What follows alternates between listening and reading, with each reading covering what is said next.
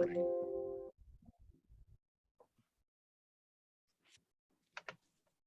y'all. Hello.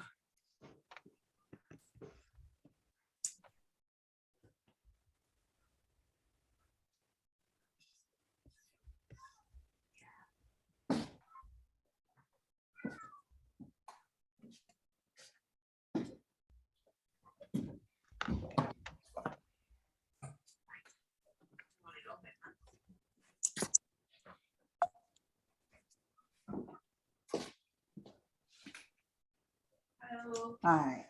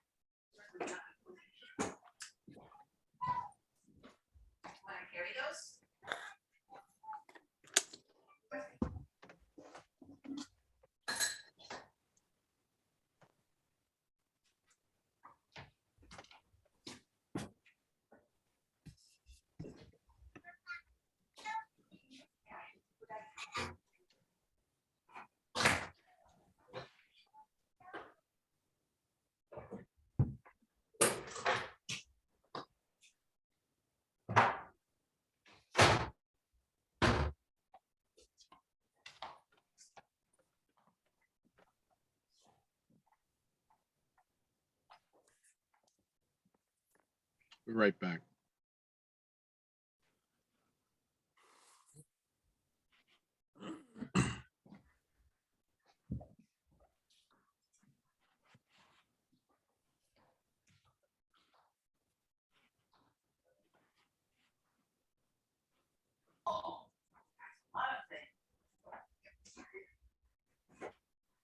Hi, little girl.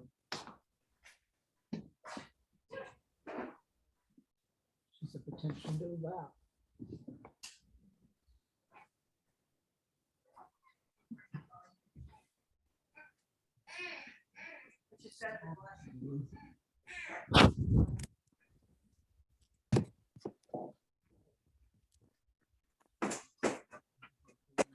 Yeah. Good morning.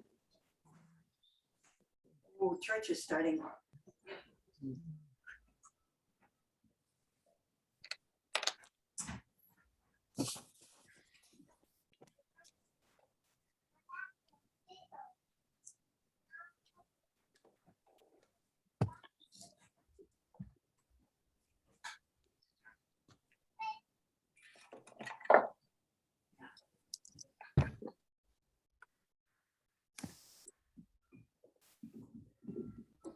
Oh, hello. How's that?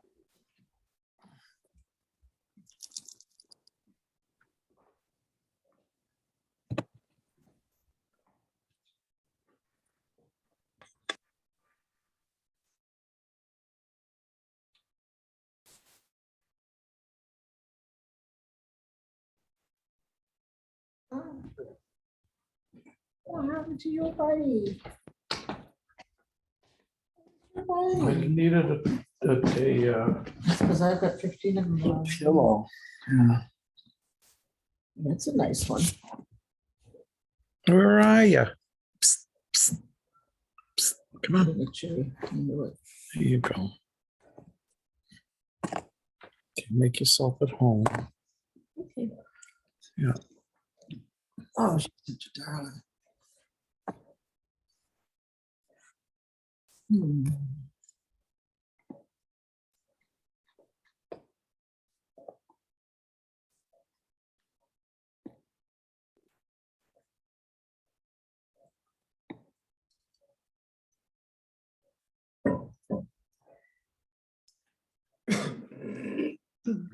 You.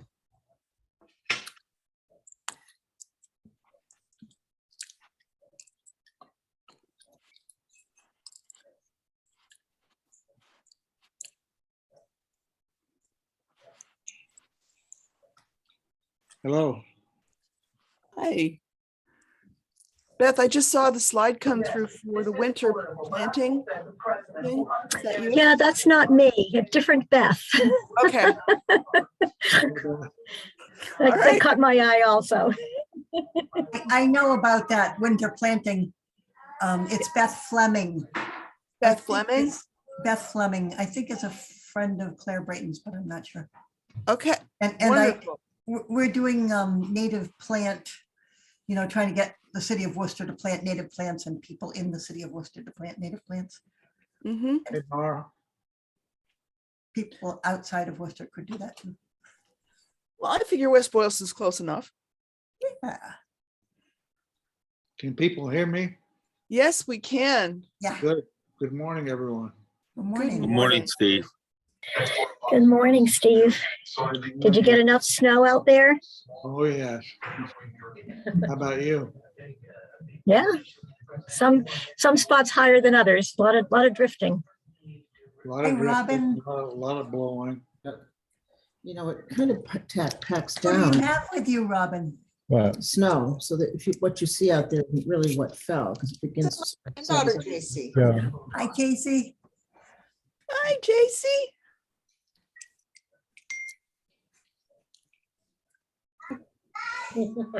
JC came all the way out from California to get a snowstorm. Wow. Oh. It's a good time to visit. I have strawberries.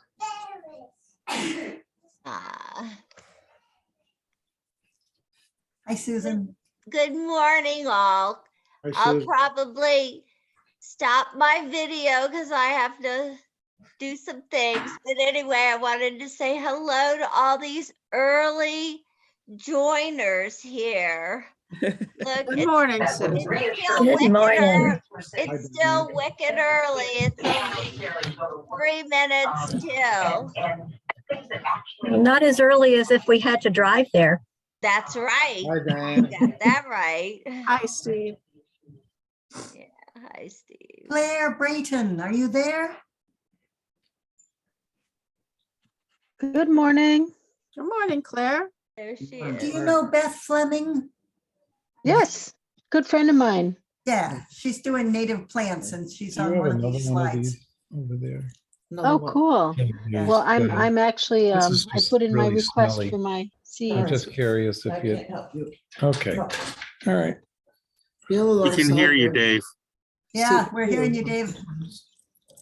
They get stuck between the seats. Do you Oh, want to okay. mute, David? Just feel between you, seat and the. Hi, and the- Deb. David, good morning. Good morning. How's everybody? Good, thanks. And you? Good, Mara. Good. Glad to hear it, everybody. Yeah.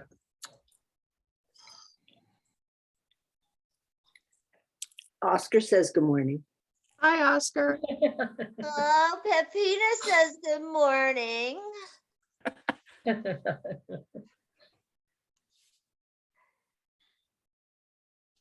don't know how.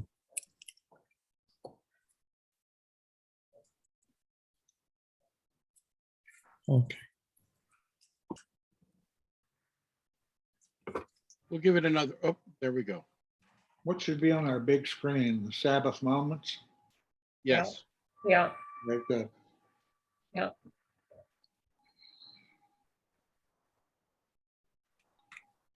Okay, to move on, Aaron. I'm going to mute everybody. Yes. Good to talk to you. Here we go. Bye. All right.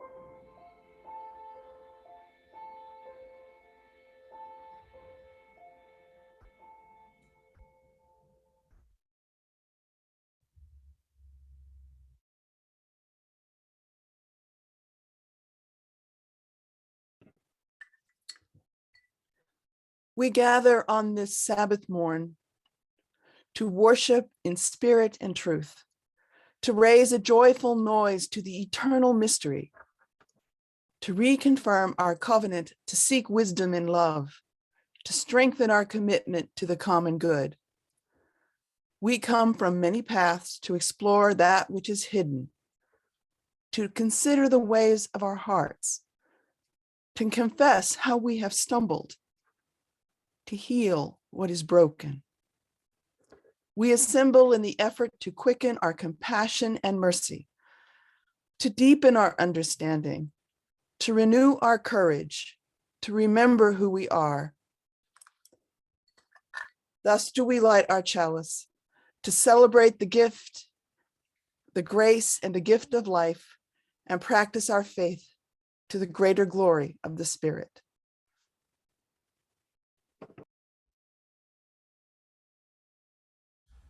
In every heart there is a room,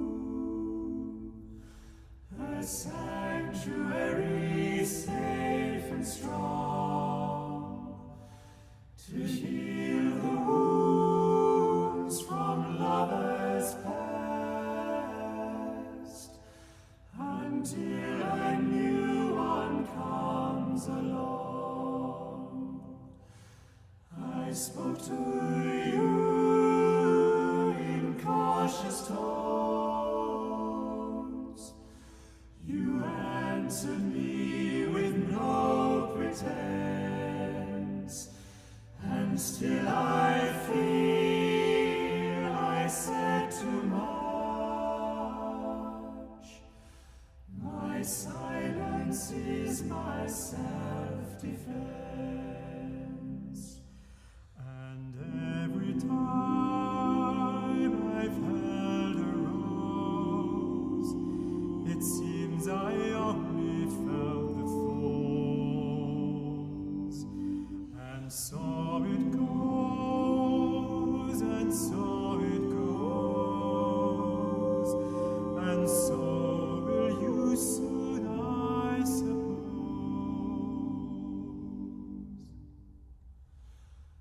But if my silence made you leave, then that would be my worst mistake. So I will share this room with you, and you can have this heart to break. And this is why my eyes are closed. It's just as well for all I've seen. And so it goes, and so it goes. And you're the only one who knows. So I would choose to be with you. That's if the choice were mine to make. But you can make decisions too. And you can have this heart to break.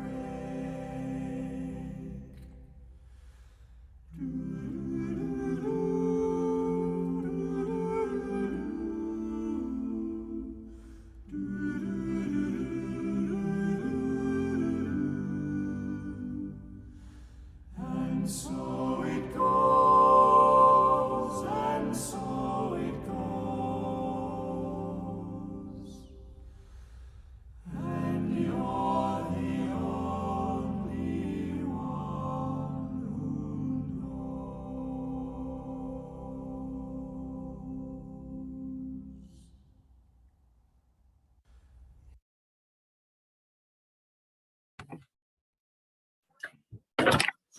Good morning and welcome to the Unitarian Universalist Church of Worcester's online Sunday morning worship service.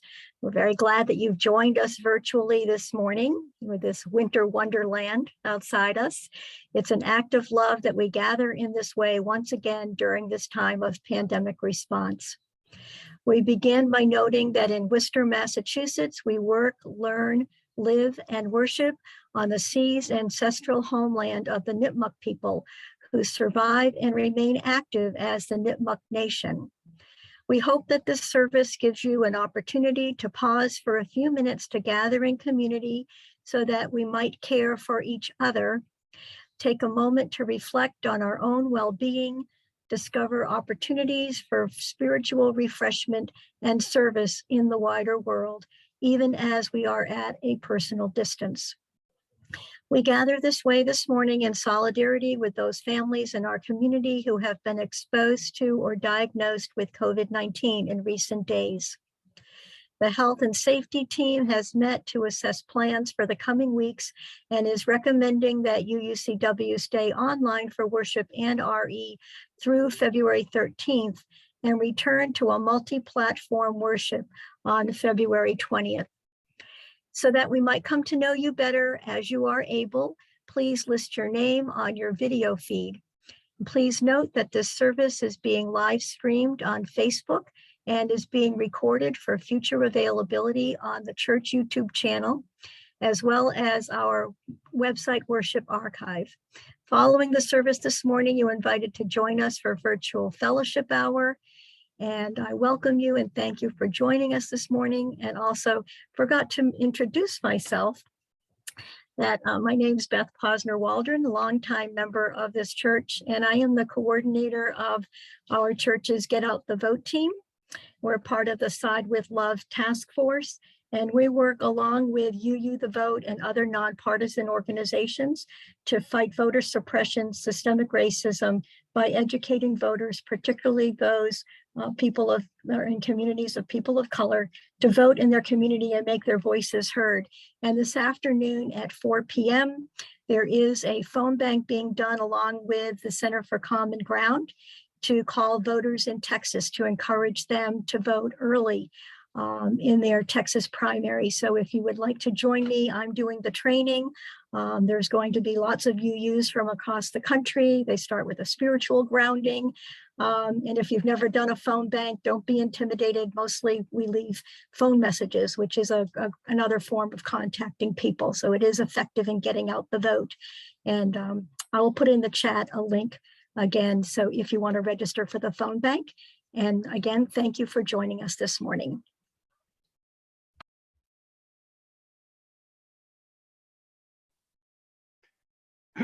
Our opening words this morning are by my colleague and friend, John Gibb Millspaugh. Leave aside the little thoughts that distract you from the depths of your soul. For this is a holy place, and now is a holy time. Join with others in this space, this community of seekers, and together let us find our Sabbath. Please join together in our opening hymn this morning, number 1009, from Singing the Journey, Meditation on Breathing.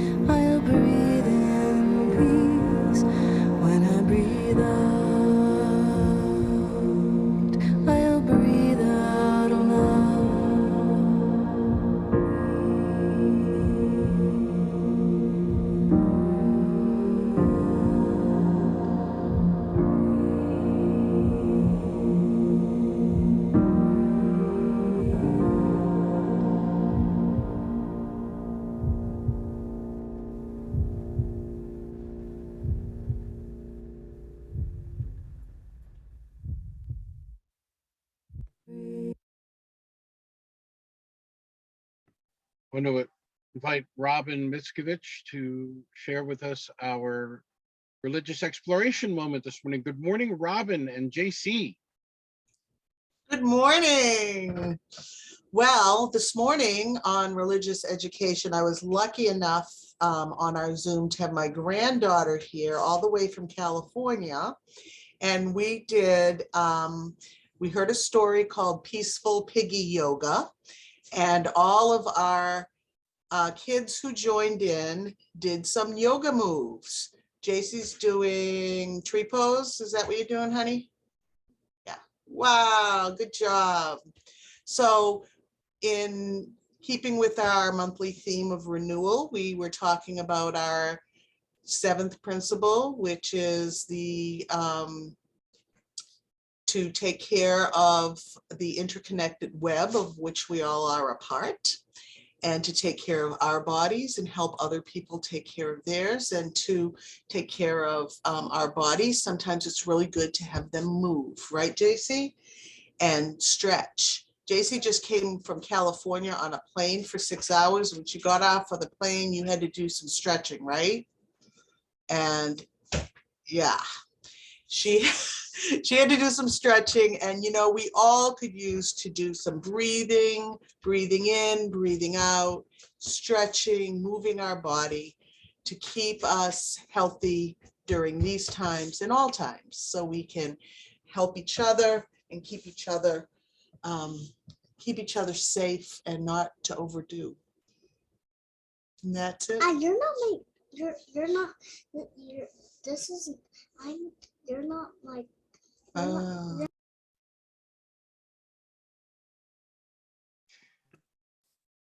Thank you very much, Robin. This reading is an excerpt from the Sabbath by Abraham Joshua Heschel. The higher goal of spiritual living is not to amass a wealth of information, but to face sacred moments. In a religious experience, for example, is not a thing that imposes itself on man, but a spiritual presence.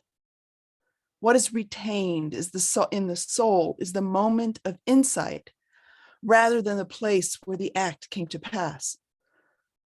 A moment of insight is a fortune, transporting us beyond the confines of measured time. Spiritual life begins to decay when we fail to sense the grandeur of what is eternal in time. Our intention here is not to deprecate the world of space. To disparage space and the blessing of things of space is to disparage the works of creation, the works of God beheld and saw it was good. The world cannot be seen exclusively sub specie temporis. Time and space are interrelated. To overlook either of them is to be partially blind. What we plead against is man's unconditional surrender to space, his enslavement to things. We must not forget that it is not a thing that lends its significance to a moment. It is a moment that lends significance to things. I'd like to invite Cheryl and Karen Stevenson to share with us a moment about the Greater Worcester Unitarian Universalist Campus Ministry, which is the recipient of this month's 50/50 collection. So good morning, Cheryl. Good morning, Karen. Morning. So I will begin. GWCM, as we love to call it, is the organization that helps to spiritually feed and support our college students here in Worcester. We have been supporting groups at WPI and at Clark, and occasionally people from Holy Cross, Assumption, Worcester State, what used to be Becker, and Quincy. Right now, everything for the last 2 years since COVID began has been virtual. And it has changed how we do things. It has also changed how we get our funding. We used to do a canoe trip and take everybody in canoes. We would rent them and go from one end of Concord to the other, to paddling together up the river. People would get to know each other. We would stop at Minuteman National Park, have a picnic, take pictures on the bridge, take pictures and talk about transcendentalism, and then paddle back. And that was how we would begin our year. It was also our major form of being able to get funds. We haven't been able to do that. Our second way of raising funds to support this ministry was to host a fundraiser for a group of Ugandan artists called Project Hope at our church Christmas fair. And that has not happened for 2 years. So right now, our only funding has been coming from this congregation. And we're very grateful for it. It basically covers the price of our website and for our few things that we need to do along the way. But because we've become virtual, we've had to do a lot more outreach and a lot more things. Karen, are you there? Yes. Oh, Do you want to yes, share I some of am the here. things we did over the last 2 years? Yes. Good morning, everyone. As Cheryl said, we've had to move virtually and during this trying time. And I know as parents and just humans, we recognize that the isolation has been hard on everybody, and especially college students. Some of the things, so when we move virtually, we, Wickham is student run. So they develop the programs, they implement the programs, and Cheryl and I support them and give them scaffolding. So some of the programs that they have run are, oh, hi there. Some of the programs that they have run are origami and articulating your faith in the spiritual practices of crochet, indoor gardening, beading, doing religious beads. I did an online sound bath. We've done a book club with 3 books, museum lecture, Survivor and the Rescuer, which was given by the Holocaust Museum in LA, from LA. And we do weekly check-ins. There was a brief history of Unitarianism and Universalist. And we started on building your own theology. The books that they read were Clara, one of them was Clara and the Sun was the most recent. And we are working on, yesterday's suggestion was a group watch of Don't Look Up. And so we are trying to pull that together. And we are pulling ourselves, and the group is pulling together to support the events at WPI with the recent suicide and just the stress that there's been several suicides at WPI, and we as a team have been trying to figure out how to reach our UU students and support them and make sure that they know that there are places they can go for respite and for conversation and to not feel alone. So it's very important that this group is in existence and has the capability to do what it does. Thank you, Karen. I would add that the most recent tragedies happening at WPI had spurred the president to actually reach out to Wickham through me for to help create a list of support people within the interfaith clergy, and which Aaron has also helped a great deal with, so that they would have a place to reach out. And in that conversation, we talked to how important the ministry of presence is, that we can only do so much with stress management. Grief and trauma sometimes need someone to hold your hand and someone to actually check on you and see if you're okay. That is the land of ministry and part of what we do. And we need funding to continue to do it. So I ask you to be as generous as you can be and think of the students now, the students past and the students upcoming, that we can continue to find new ways to create that safe Sabbath space for them. Thank you. Thank you so much, Cheryl, and thank you also, Karen, for helping us envision and honor all of the ways in which we try to support students in our region. And thank you for your ministry and for your presence. To participate in this morning's offering, you're welcome to text your offering to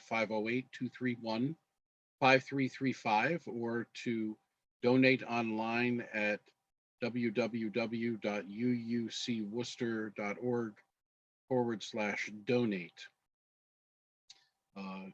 Those of you who are participating in the offering this morning, if you're submitting a pledge, please do put a pledge with that so that we can differentiate between the two. Otherwise, we will be dividing the offering this morning between the congregation and the Greater Worcester UU Campus Ministry. At this time, the morning offering will be received.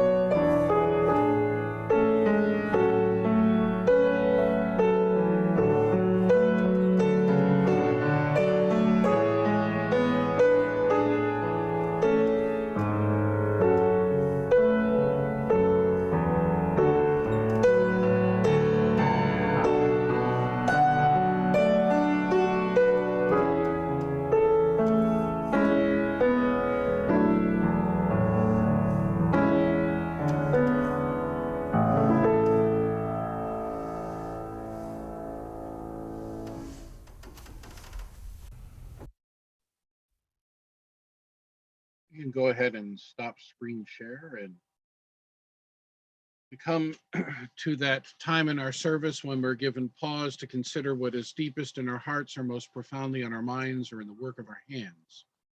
In the days that have transpired or in the prospect of days to come, joys and sorrows that touch us deeply and are given another measure of meaning because of our capacity to share them in the midst of a company that claims us as a co-journeyer. So I invite those of you who have joys or sorrows this morning to open up your microphone or raise your virtual hand. If you are wish to share a joy or have me share your joy or sorrow, you're welcome to put it in the chat.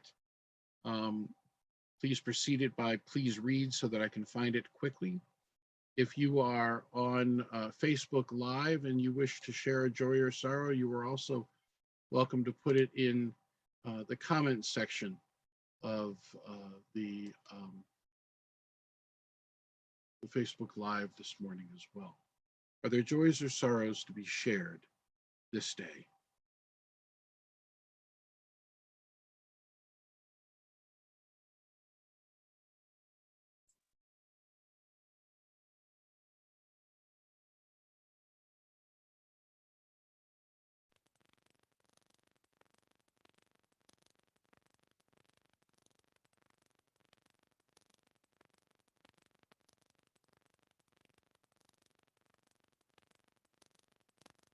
Let's see, Diane Mann. Good morning, everybody. I have a joy to share. It has been my awesome pleasure in the last 2 weeks to get to know my new friends, Sharbati and Mohammed. And my wish is that you all would get to know them someday, but we're being a little protective. These are our Afghan immigrant family of 12. They are perfectly delightful. This week, they will settle into their new home. The children are in school, and various people are getting to meet them doing all kinds of things.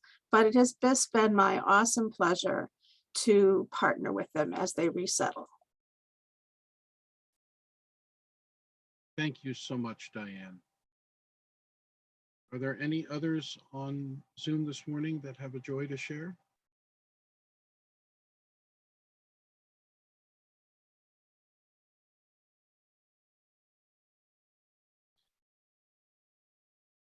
The following has been put online for us this morning. We embrace Sean Reynolds and his family this morning. Sean's mother died on Thursday morning of a stroke as a complication of COVID-19.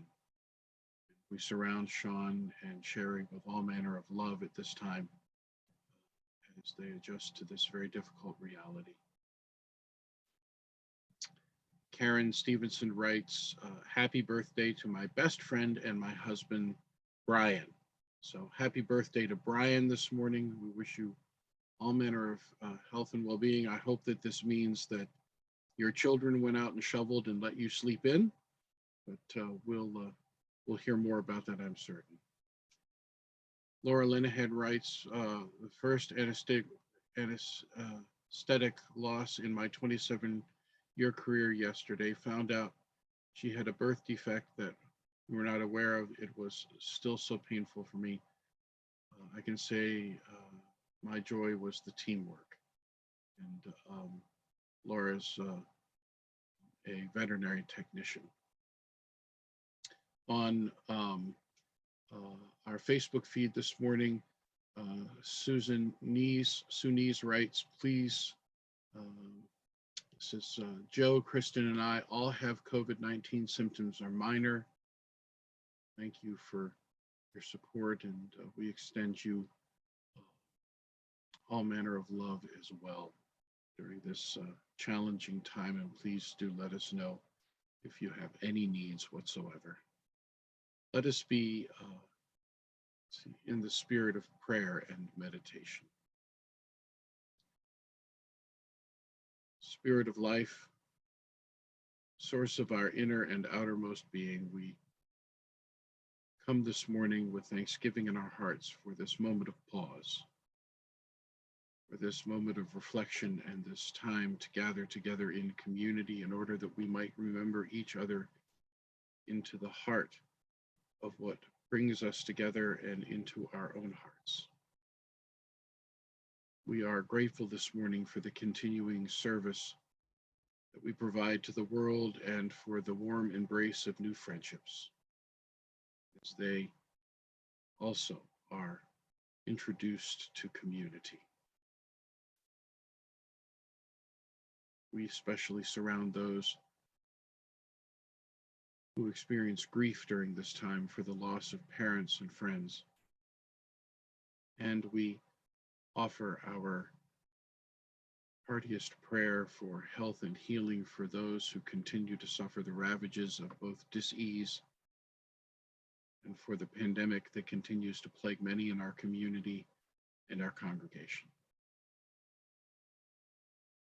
We would also engage the full measure of joy for the arrival around the sun once again for those whose births are celebrated during this time, and be mindful that our service is not always successful, but that our presence is necessary in the midst of anything and all that happens. We're reminded of this during times of loss, when our efforts seem futile, and yet it is because of our presence that those efforts were begun and would be maintained over time. Help us continue to bear witness to the possibility that there is more abundant life and that there is an opportunity for us to find refreshment and fulfillment in the moments that we share together and the moments in which we keep you, O Spirit, centered in our mind and deepest in our heart. For all that which is true, right, real, and good this day, we give great and abiding thanks. Amen, and blessed be.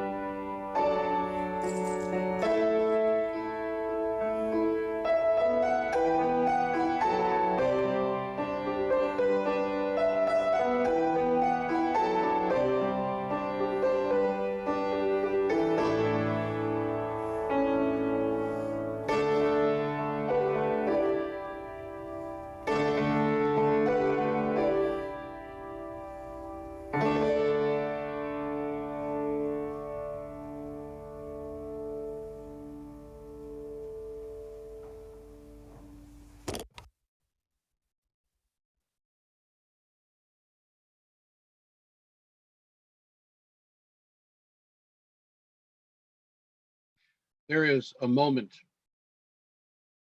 on the morning after a strong winter storm, if you are awake early enough, when you step outside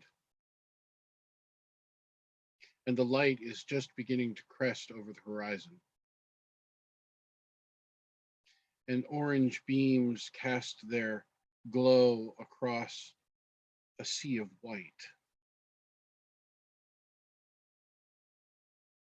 When there is a sense of complete quiet before the cacophony of snowblower engines begins, and perhaps there is a bit of birdsong.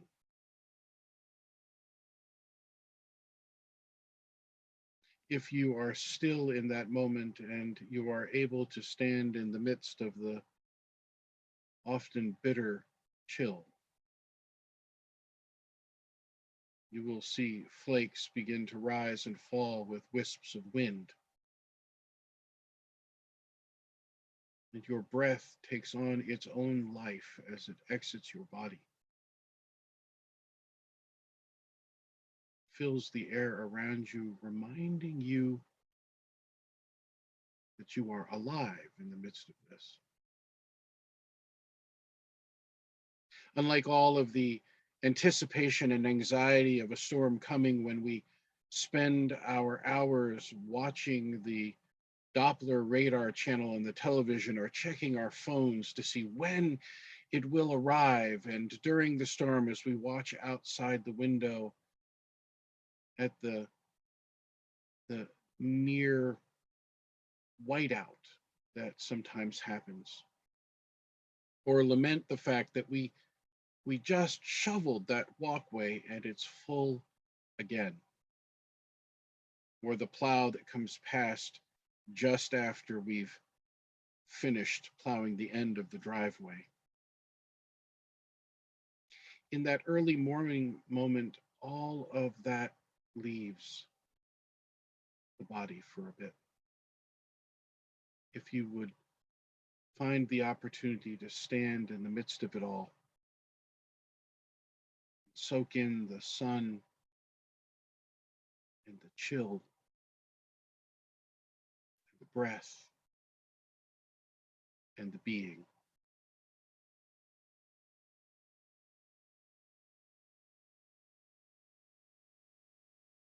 To have one of these moments in the middle or following a winter storm, but in the middle also of a pandemic, brings me back to words that I found early on in the experience of pandemic, oh, so many years ago, 2 years almost to be exact. Words by my colleague Lynn Unger that went viral when she published them. A poem she entitled simply Pandemic. She notes, what if we thought of it as the Jews consider the Sabbath, the most sacred of times? Cease from travel, cease from buying and selling, give up just for now on trying to make the world different than it is. Sing, pray, touch only those to whom you commit your life. Center down. And when your body has become still, reach out with your heart. Know that we are connected in ways that are terrifying and beautiful. You could hardly deny it now. Know that our lives are in one another's hands. Surely that has become clear. Do not reach out your hands, reach out your heart. Reach out your words, reach out all the tendrils of compassion that move invisibly where we cannot touch. Promise this world your love, for better or worse, in sickness and in health, so long as we all shall live.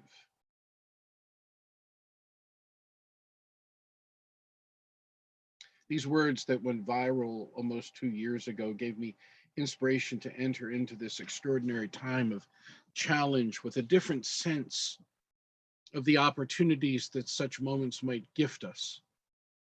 Little did we know then that this moment would extend to months and now to years. And yet her reminder that such a time is also an opportunity for spiritual renewal continues to challenge me, especially with the confluence of a pandemic and a significant winter storm. What if we thought of it as the Jews consider Sabbath, the most sacred of times? Cease from travel, cease from buying and selling, give up just for now on trying to make the world different than it is. To frame this opportunity as the most sacred of times gets to the heart of the concept of Sabbath as it is considered in the Jewish tradition. Hear the words of the renowned Orthodox Rabbi Abraham, Joshua, Heschel again. While the deities of other peoples are associated with places or things, the God of Israel was the God of events, the Redeemer from slavery, the revealer of the Torah, manifesting itself in events of history rather than things or places. Thus, the faith in the unembodied, in the unimaginable was born. Judaism is a religion of time aiming at the sanctification of time. Unlike the space-minded human being to whom time is unvaried, iterative, homogeneous, to whom all hours are alike, qualityless, empty shells.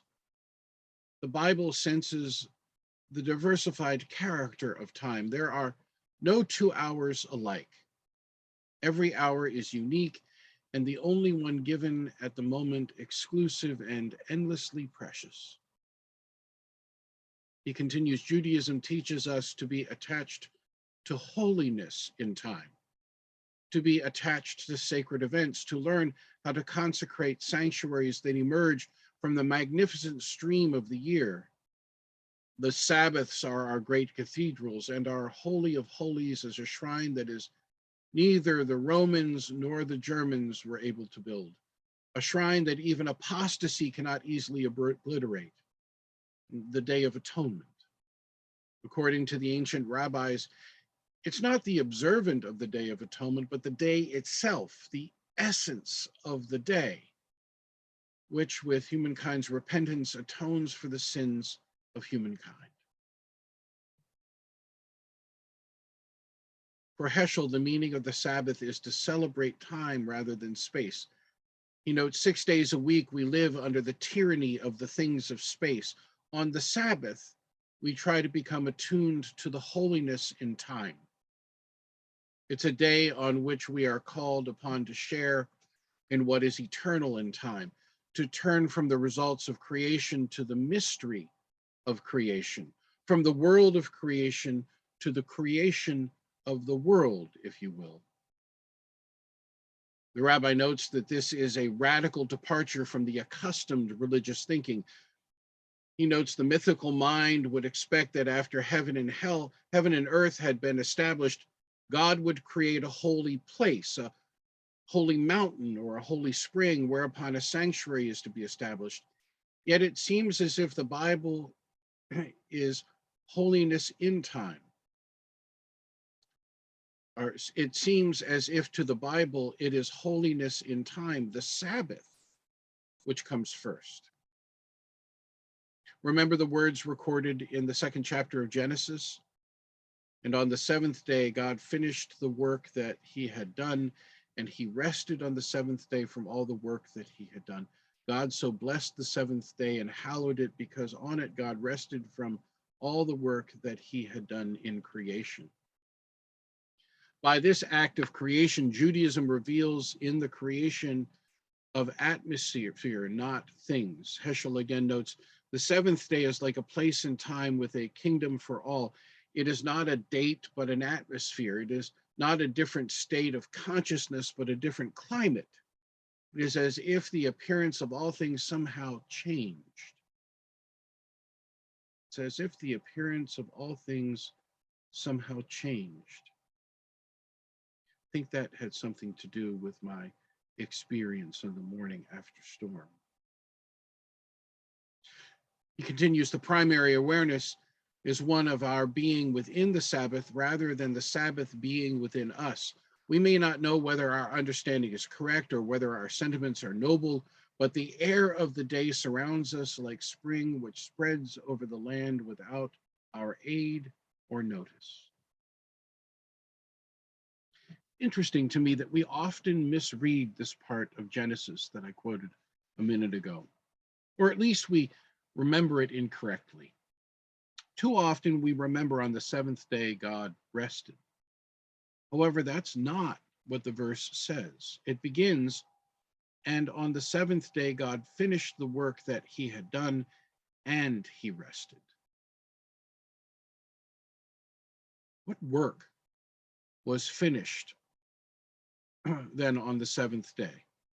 Well, according to the rabbis, what was created was menucha, rendered from the Hebrew meaning rest, which Rabbi Heschel notes means here much more than withdrawal from labor or exertion, more than freedom from toil, strain, or activity of any kind.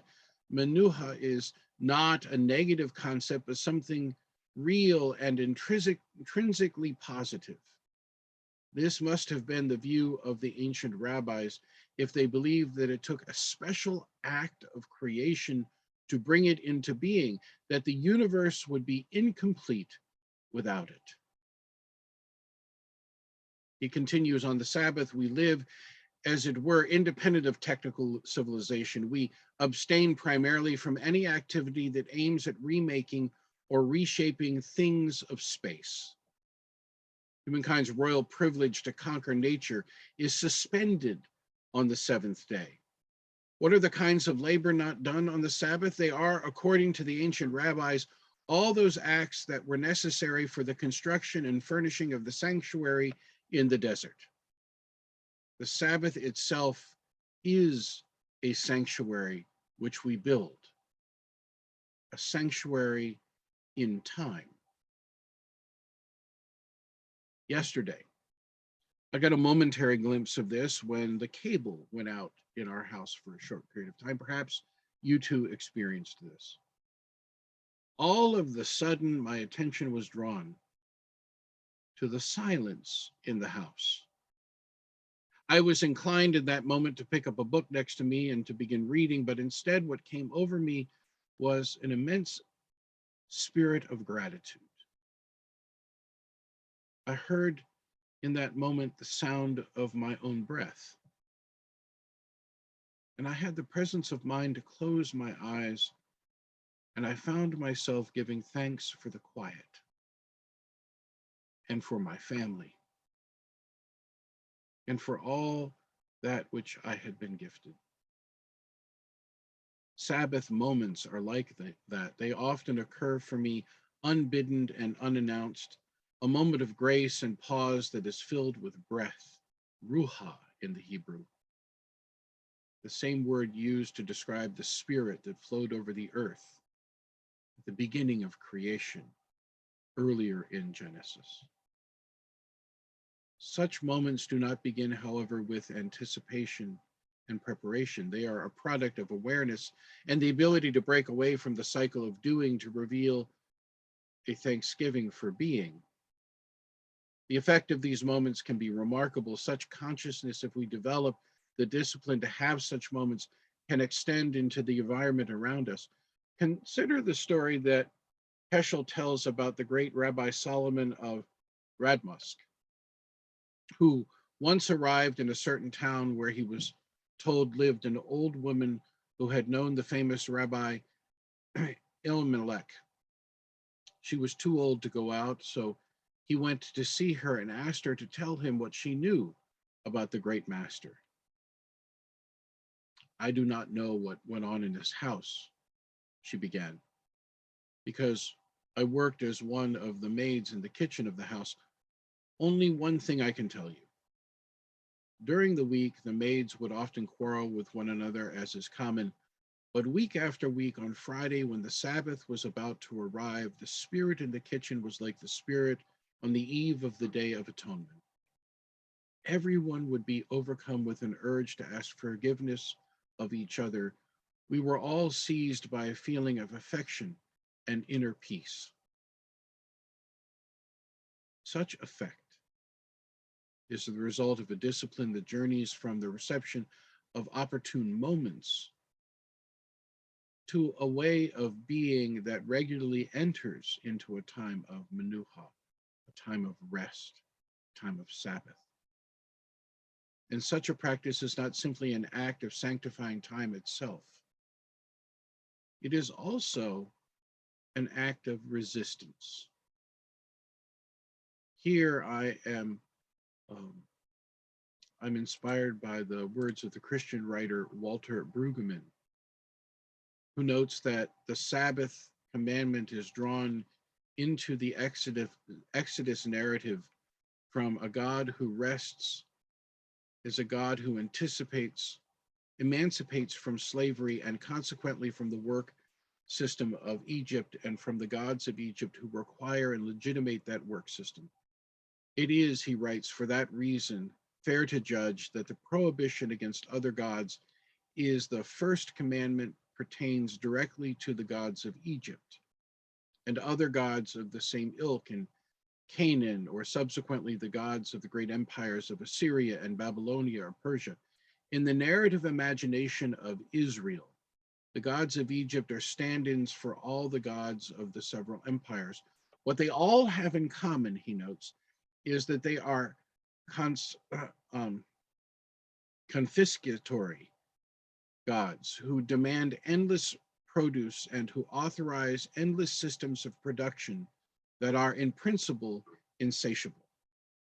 Thus, the mention of Egypt brings the God of Israel into the orbit of socioeconomic systems and practices and inevitably sets this God on a collision course with the gods of insatiable productivity.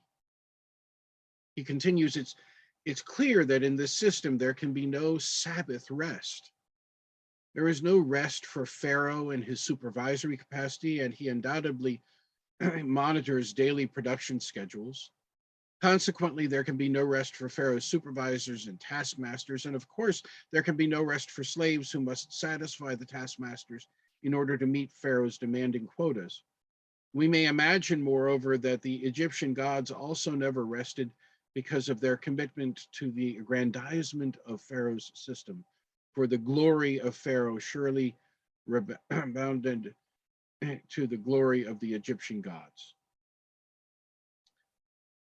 He notes the economy reflects the splendor of the gods who legitimate the entire system, for which cheap labor is an indispensable footnote. Rugerman's words remind me very much of words I've quoted before from Rebecca Parker, the former president of our Star King School for Ministry in Berkeley, California. She noted, to keep the Sabbath is a radical act of resistance in the culture that has lost track of the meaning of life. Keeping the Sabbath, we give ourselves room for the things that have real meaning, our families, our friends, the sweetness of the air, and when the tulips are in bloom. Time to pray and reflect and give thanks and to hear the wisdom of the ages. Keeping the Sabbath, we become capable of entering a profound and sustained engagement with a culture of which we are members and which needs our creative witness and work for change.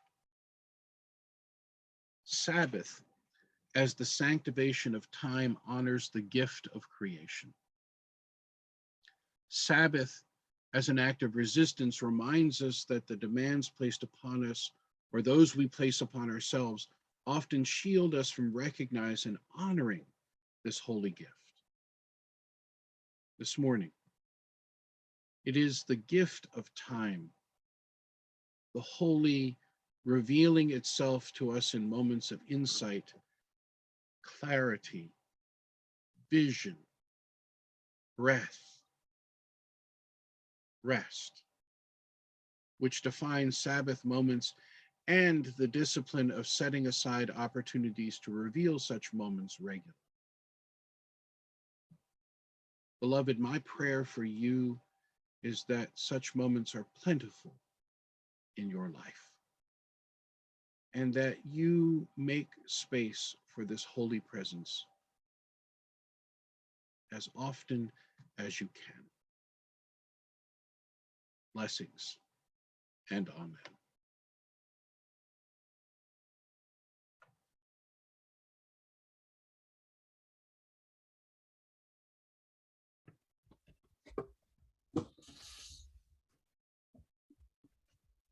Our litany today are the words of Dan Lambert. Because the daily pressure of life weighs heavy on our minds, on our bodies, and on our spirits, we need a time of Sabbath rest. Because the stresses of our culture often leave us feeling burdened and looking for hope, we need a time of Sabbath rest. because rest, fun, leisure, and naps help us cope and feel refreshed. We need a time of Sabbath rest. Because we think more clearly, love more freely, and share more joyfully when we are well rested. We need a time of Sabbath rest. Giver of life, help us recognize when we need to stop and care for ourselves. Allow us to enjoy a Sabbath as often as we need one. Allow us to rest without guilt so that we may work with more joy. We are thankful for the gift of Sabbath rest. Amen. Our closing hymn this morning is hymn number 1031 in Singing the Journey Filled with Loving Kindness.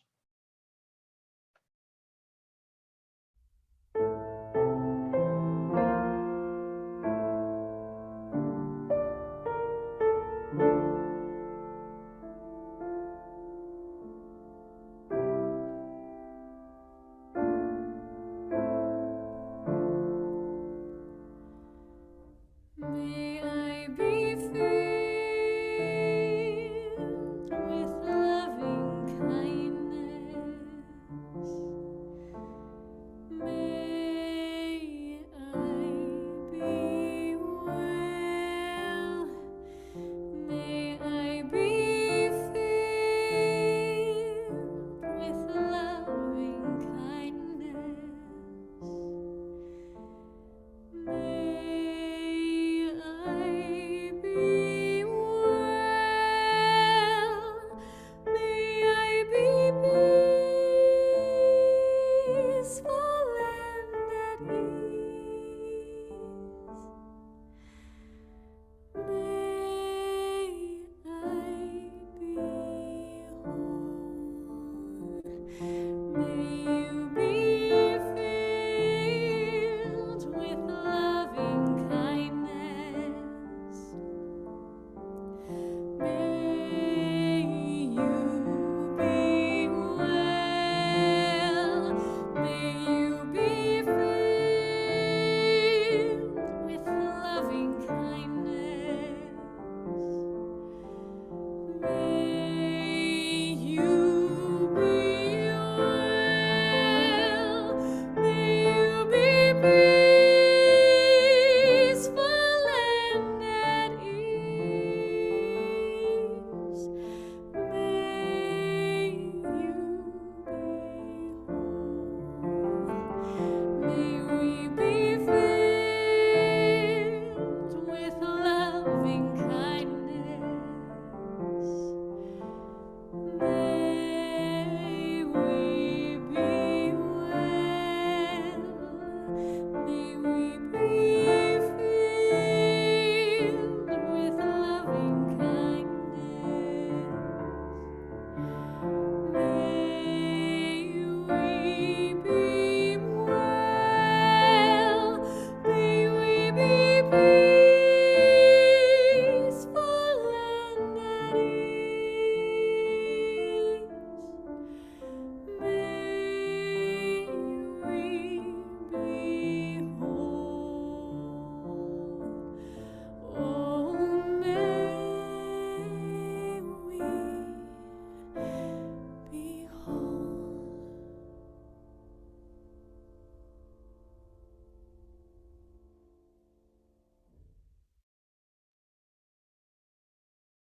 Our benediction this morning are words by my colleague and friend Heather Ryan Starr.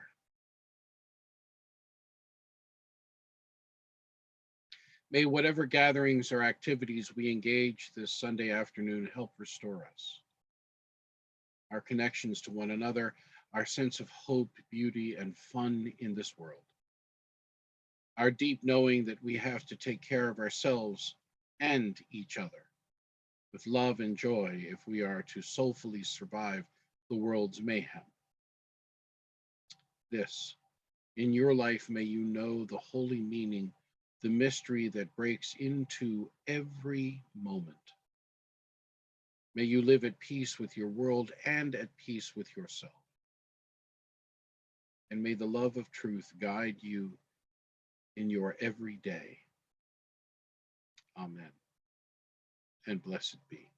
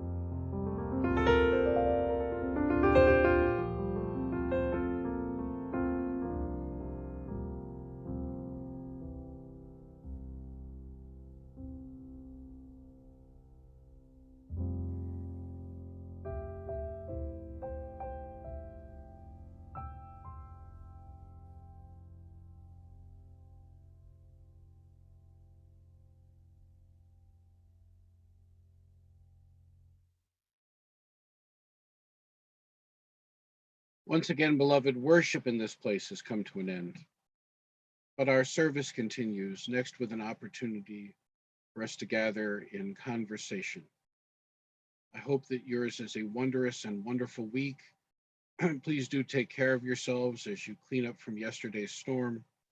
I hope that you continue to remain warm and healthy, that you find all manner of opportunities to have those sacred moments we talked about this day. And should you have any needs, I hope you reach out to myself or any member of the staff so that we might serve you in the way of your own choosing. And I look forward to seeing you back here next week. Same bat time, same bat channel. Amen. And blessed be.